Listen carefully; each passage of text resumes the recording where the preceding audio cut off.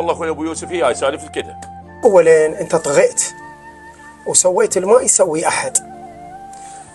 لاملك جماعه داير مدايرك وتمشون بالشارع ورامين الناس. انا شو تريد اسوي لك اني؟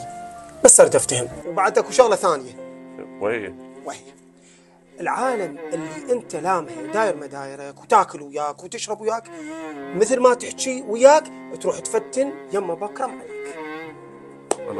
بس انا لوجه الله تعالى راح اوديك لبكرم وشوف هو بعد شي يقرر. شيخنا بكرم، هاي القضيه وما بيها مال ابو حيدر وبقت يمك خويا.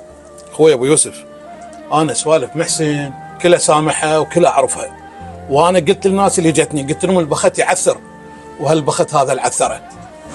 محسن روح للناس ارضيهم، بس خليها ببالك يا محسن راح يسالونك يقولوا لك شبيرك وينه. يلا روح توكل على الله روح.